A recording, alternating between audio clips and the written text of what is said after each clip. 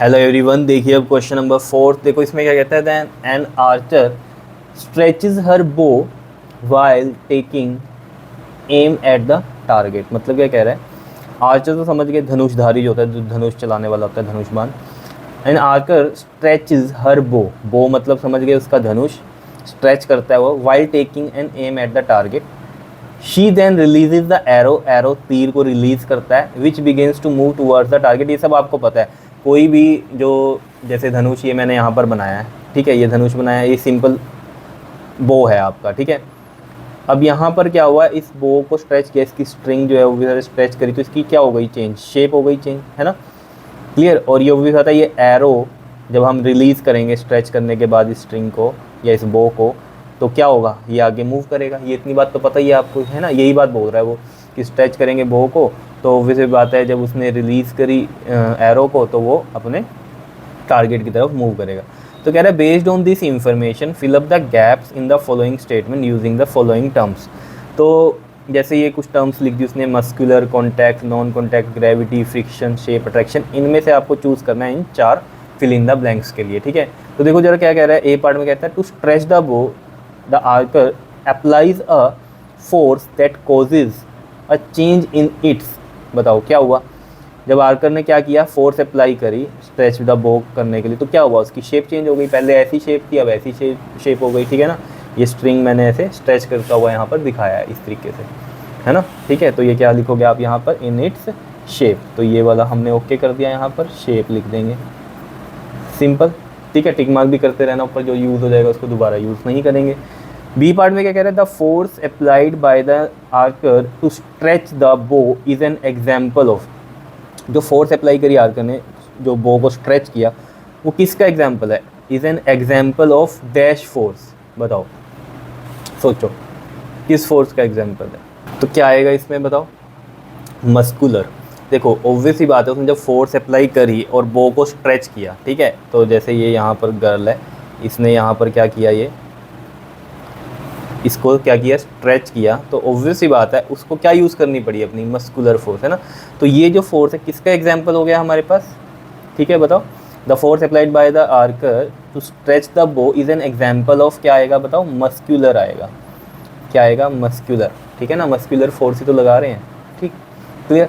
उसके बाद कहते हैं the type of force responsible for a change in the state of motion of an arrow is an example of a dash force. देखो जो force responsible है, ठीक है ना, जो टाइप फोर्स रिस्पॉन्सिबल है change the state of motion. अब देखो ना, पहले तो क्या था, यहाँ पर आपके पास नॉर्मली एरो रेस्ट पे था, जब आपने इसको स्ट्रेच किया, ठीक है, और जब रिलीज़ किया तो इसका मोशन में आ गया, ये एरो मोशन में आ गया।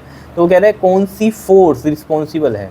तो यहाँ पर देखो जरा, एक है contact, non contact, gravity, friction. तो यहाँ पर कॉन्टैक्ट या नॉन कॉन्टैक्ट में होगा, तो यहाँ तो कॉन्टैक्ट है ही, है ना। जब इसको रिलीज़ किया तो ऑब्वियस सी बात है यहाँ पर फोर्स लगी, ठीक है ना, जिसकी वजह से वो मोशन में आया। तो ये कौन सी फोर्स का एग्जांपल हुआ हमारे पास, ये कॉन्टैक्ट फोर्स हुई, ठीक है ना। तो कॉन्टैक्ट फोर्स हुई है, ठीक है ना, कॉन्टैक्ट है ना इस स्ट्रिंग के साथ एरो का, ठीक है, जिससे कि इसका स्टेट ऑफ मोशन क्या हुआ है, चेंज हुआ है ना, change the state of motion of the arrow, पहले रेस्ट पे था अब मोशन में आ गया, इज़ एन एग्जाम्पल। अब कई बच्चे ना सोचते हैं change in state of motion, motion में था अब कुछ चेंज हो जाएगा मोशन। स्टेट ऑफ मोशन का मतलब क्या है, रेस्ट से है कोई चीज़ मोशन में आएगी, मोशन में है कोई चीज़ वो रेस्ट में आएगी। तो change in state of motion, पहले क्या है वो रेस्ट में, तो अब चेंज क्या हो रहा है स्टेट ऑफ मोशन में, अब वो मोशन में आ रहा है, पहले रेस्ट पे था। तो किसकी वजह से आ रहा है, वो कॉन्टैक्ट फोर्स की वजह से आ रहा है। अब कॉन्टैक्ट फोर्स में ही हमारी मस्कुलर फोर्स थी, है ना। तो यहाँ पर कई बच्चे सोचेंगे यहाँ कॉन्टैक्ट क्यों नहीं आया, क्योंकि उसने कहा कि जो फोर्स अप्लाई कर रहे हैं स्ट्रेच द वो करने में क्या लग रहा है, मस्कुलर फोर्स, ठीक है। और जो मस्कुलर फोर्स लगाई हमने उसकी वजह से ये स्ट्रेच हुआ। अब क्या हुआ, यहाँ पर जब स्ट्रेच हो गया ये अब रिलीज़ होगा ना, रिलीज़ होगा तो ये मोशन में आएगा, ठीक है। तो वो किस टाइप फोर्स में आ गई, मस्कुलर भी फोर्स हमारी, कॉन्टैक्ट फोर्स। तो टाइप ऑफ फोर्स पूछ रहा है, तो हमारा कॉन्टैक्ट फोर्स आ जाएगा, क्लियर है। उसके बाद कहते हैं while the arrow move towards its target the forces acting on it are due to dash and that due to dash of air. देखो जब एरो मूव कर रहा है ना, मूव करना शुरू हो गया है, अपने टारगेट पे कहीं जा रहा है, मान लो ये यहाँ पर टारगेट है, यहाँ पर जा रहा है, ये मोशन में है अभी, ठीक है ना।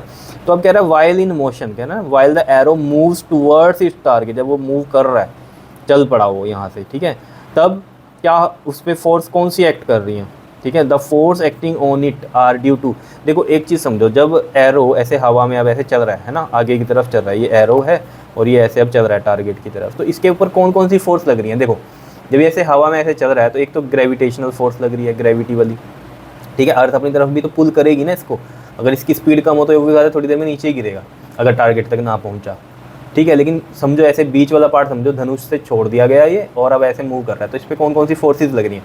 एक तो लग रही है डाउनवर्ड फोर्स, कौन सी? ग्रेविटी वाली, ठीक है ना। अर्थ अपनी तरफ तो पुल कर ही रही होगी, वो अलग बात है नीचे नहीं गिर रहा है, स्पीड ज़्यादा है, लेकिन पुल तो कर ही रही है ना वो किसी भी चीज़ को। ये पेन है, मैं इसको ऐसे छोड़ूँ तो अपने आप ही जा रहा है वो अर्थ की तरफ, तो वो तो लगी रही है फोर्स ऑटोमेटिकली, ठीक है। एक तो ग्रेविटी वाली हो गई। दूसरी क्या है, जब ये ऐसे मूव कर रहा है तो एयर भी क्या कर रही है, इसको अपोज कर रही है। तो जो फोर्स अपोज करती है ना, ठीक है, तो वो क्या है? फ्रिक्शन है। फ्रिक्शनल फोर्स पता है ना आपको, अपोज करती है, ठीक है ना। दो के बीच में लगती है, जैसे एक एयर हो गई और एक ये एरो हो गया, तो इनके बीच में लग रही है। अब ऑब्वियसली बात है ये इसके मोशन को क्या करेगी? अपोज करेगी, तो फ्रिक्शन है, एयर फ्रिक्शन होता है, ठीक है।